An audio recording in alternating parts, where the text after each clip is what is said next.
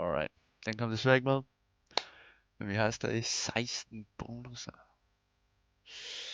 Det er...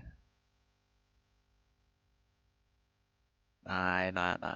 Logget, det skal bruges nu.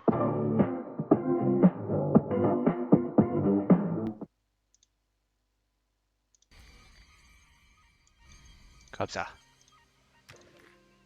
Full sound. Papa Bliss. Ja, vi er her klar. Det er fandme godt at høre, Brøg. Så skal vi lige connect. Og tumble. Og tumble.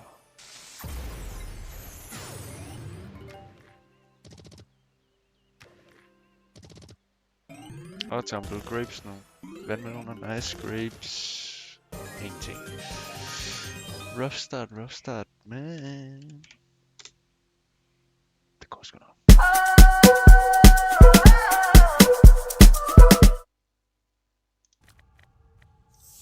Altså, den har ikke pædet mig de sidste 4-5 bonusser eller sådan noget.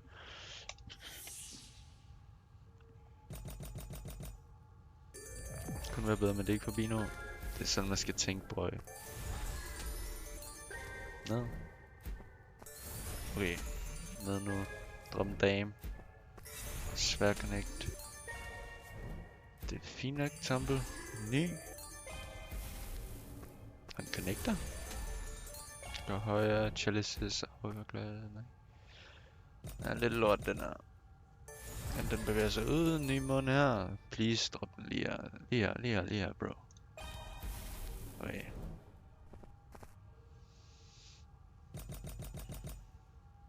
Chalices, overglas. Venstre ned.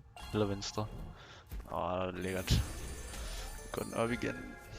Bygge. Selvfølgelig bygge. Det skal bare... Men vi skal også have dem connected. De her to connecter. 16x. Please, drop lige her. Samle her og ny mund. De connecter. 10. Det værste spot. Fucking re? Det er fucking lækkert jo. Bro. Lad den cook. I'm gonna let this guy cook. Ny mund her.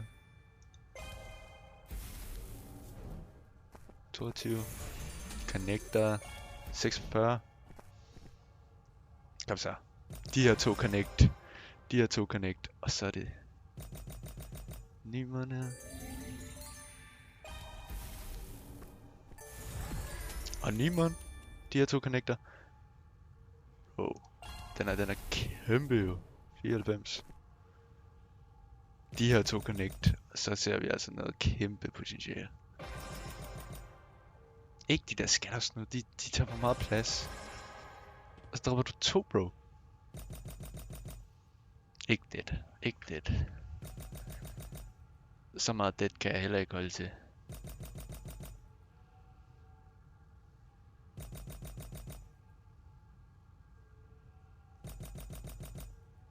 Hvad er det her?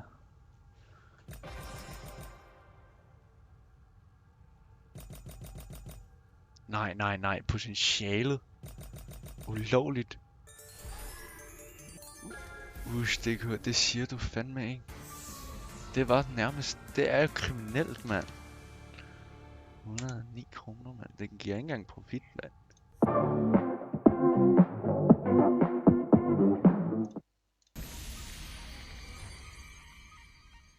Sweet Bonanza 1000. Kom så.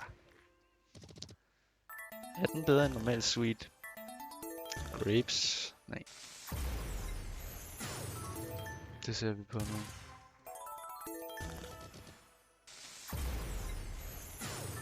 Vi skal have bedre tumble.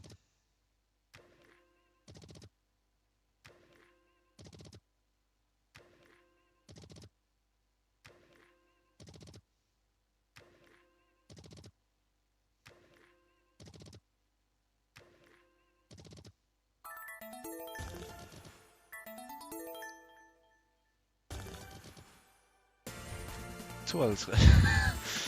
Bro. Det har været... det er rough, det er rough, det er pænt rough. Men den har aldrig payet før. Jeg har aldrig set den pay før. Så i dag skal vel være dagen. Jeg skal lige have der musik frem, mand. Kom med nogle wild chests.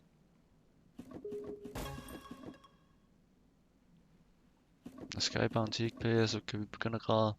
Prøv at. I sure hope, der er noget, der payer inden, ærligt.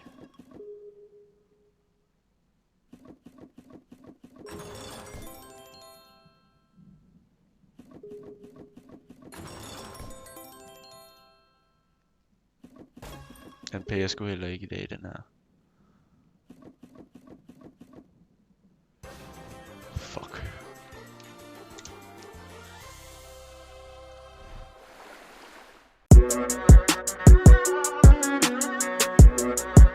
Er det så Sticky, vi tager? Vi tager Sticky. Raining er skød. Raining kan godt pay, men ja. Okay. Mere af det. Mere af det. Mere af det. Mere af det. Haha. Okay. Vi går waste now. Flere hus. Kom, hus her.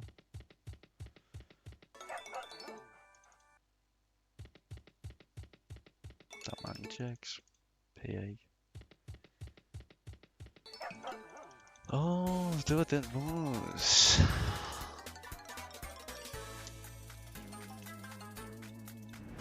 Hvad er chancen for, at der ikke er en eneste bonus, der payer 100x?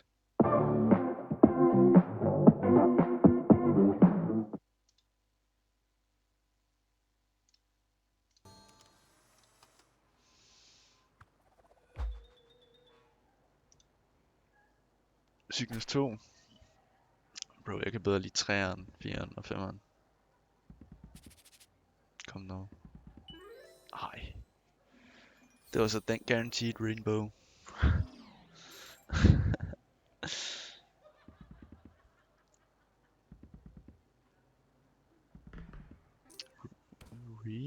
Ekstra spins 4. Er det upgrade?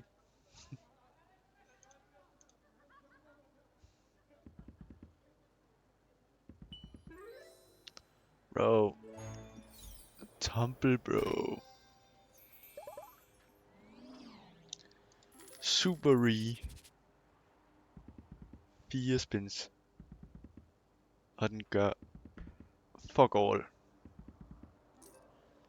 Og drop regnbuen. Ja. Det siger jeg fandme også, bro.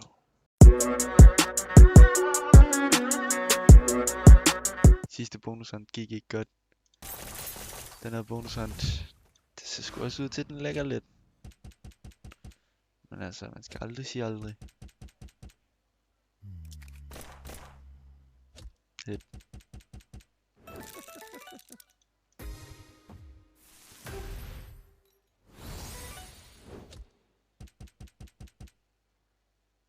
Starter mindre godt ud, men... Altså, jeg har ikke givet op endnu. Jeg har ikke givet op endnu. Det har jeg sgu ikke. Jeg har ikke givet op endnu, før det er, vi har set sidste bonus. Først der giver jeg op.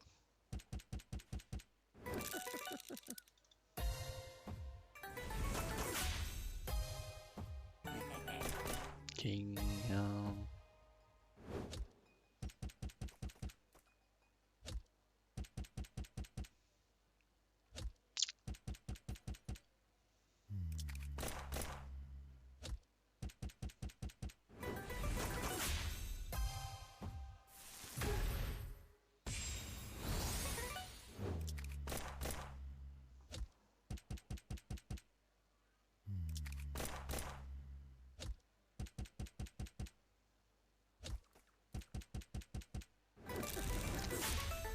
Nu kommer du lige med en huge multiplier, bro.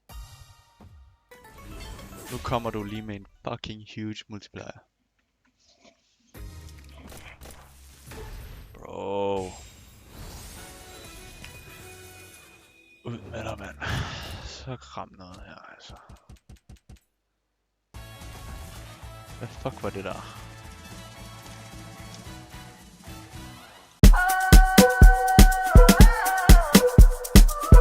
Vidunder. Lav et vidunder. Free spins. Det er rigtigt. Free spins. Kom nu. Ush, jeg ved ikke. Altså, jeg er bare en lucky, tror jeg. Sving. Din monkey. Okay, 8x. Blå. Ja tak. God multi. God multi, vi lige får bygget her. 16x allerede. Andet spin. Nu skal du ikke dø. Nu skal du ikke dø på mig. Hit. Hit. Ja tak. Kom nu. 24x. 9 spins til. Jeg bruger for et godt tempel her. Nah. Nah. Nah. Nah. Nah. Nah. Nah, bro. En eller anden fucking klip det der, bro. En eller anden fuck, man.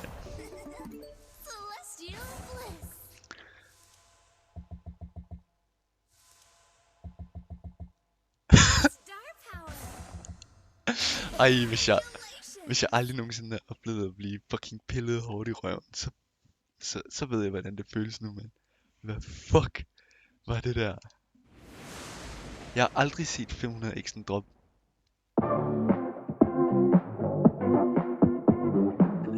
Hvad fuck sker der? Hvad fuck er det for noget scam?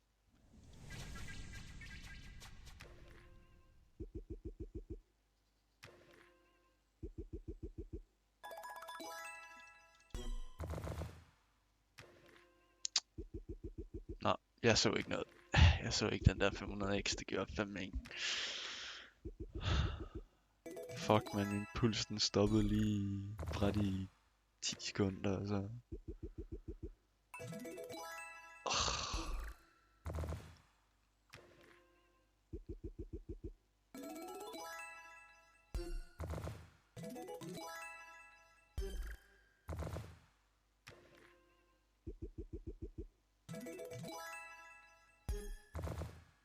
Hele gymnasiet har spillet. Aldrig set den med mig. Bro. Jeg ved heller ikke, hvad fuck der sker, altså. Og den er den PR14. 7x, bro.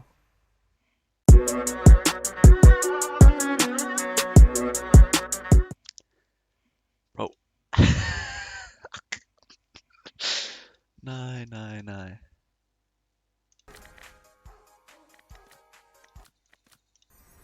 Kom så.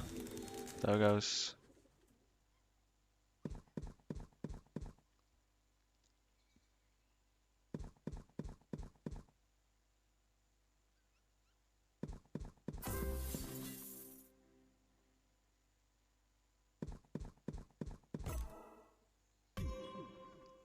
Kom med flere hus. Og flere bonussymboler. Okay. 3. 1. God damn.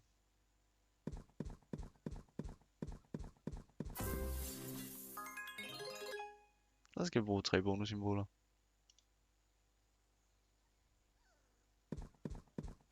Rigtig god hånd. Pago, jeg synes bare, du skal... Shut up! 5 kroner, bro.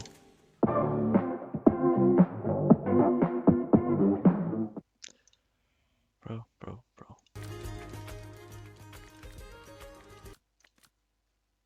Nu spænder vi fucking op til 20.000.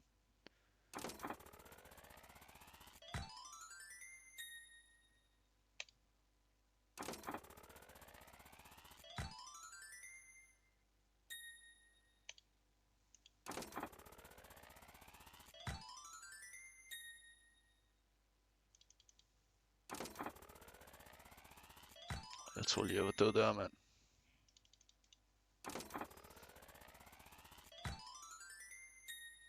Kom så. Kom med noget godt. Kom med noget godt. Kom med noget godt.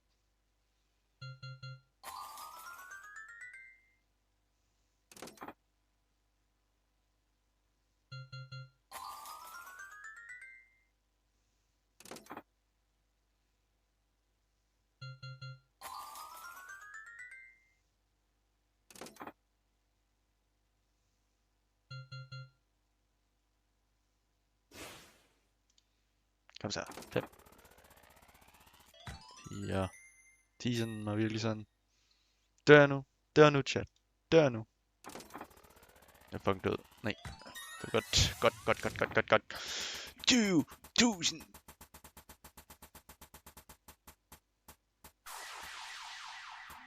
Fire, 6.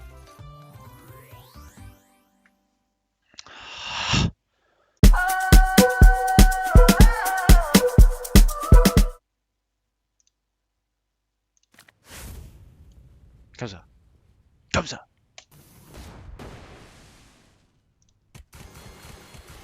Fuck my wilds, bro.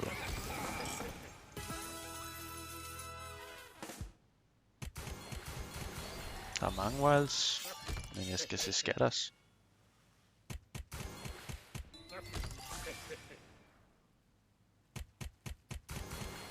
Hvor er scattersne hen? Ser jeg ikke engang en mulighed for at komme videre. Wow.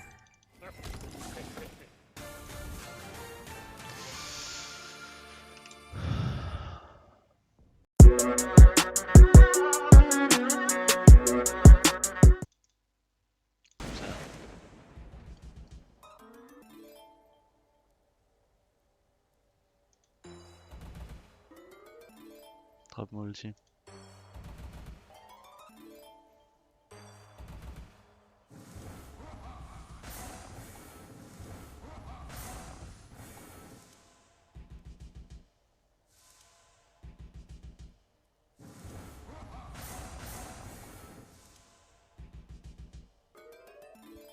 KTX.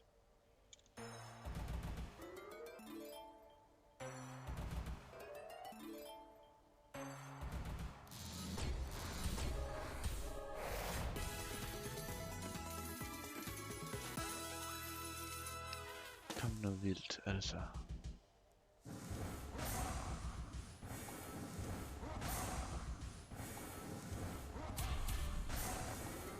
Drop lige en til Scattery. En gang.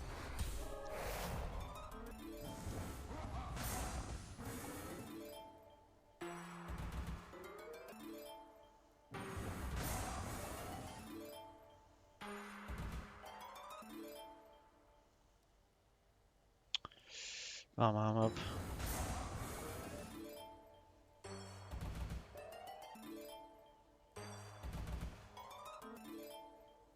Ja.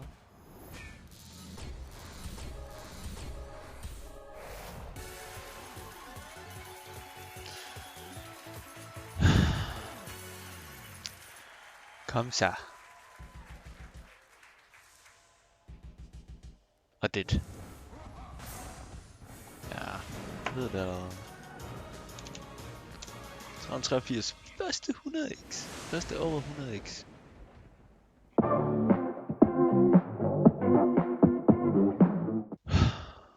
Kom så.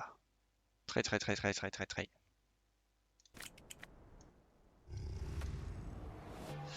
Ikke det bedste. Så bare mange af de der fucking wilds.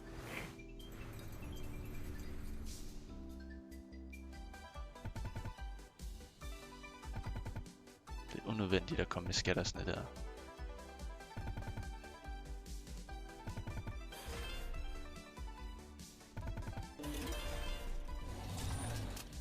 Flere drager.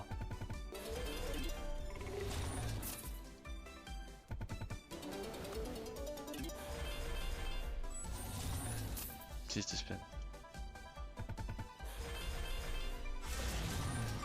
Fint. Lort. Absolut lort, mand.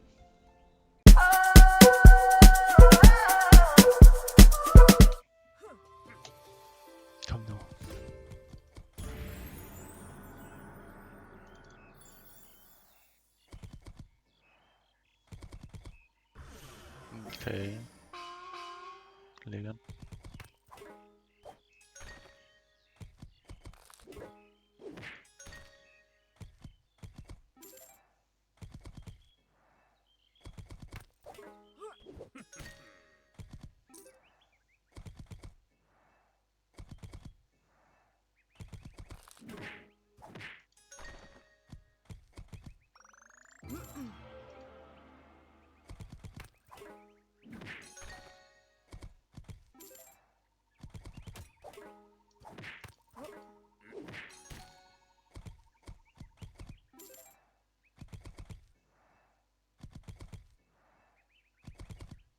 Nej.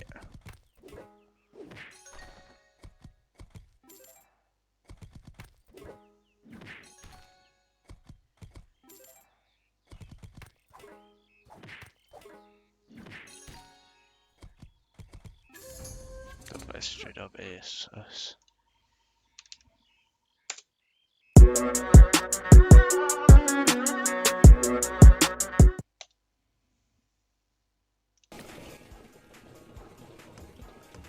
Tre, to, tre. Okay. Fint, fint. 14 spins. 14. Kom så, hundehuset.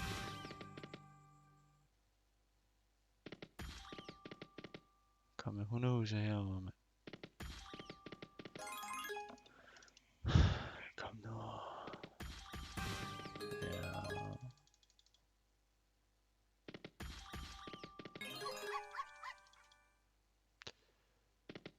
Kom nu.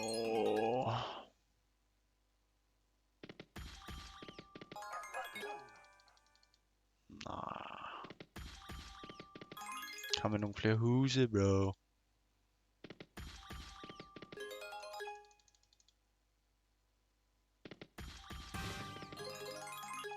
Okay.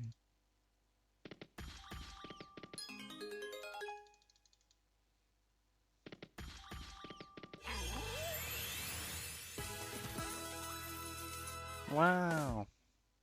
Get out. Hus her, blå her. Blå her, mand. Det var det, jeg fucking sagde. Ærligt, hvis der bare havde været fucking blå der.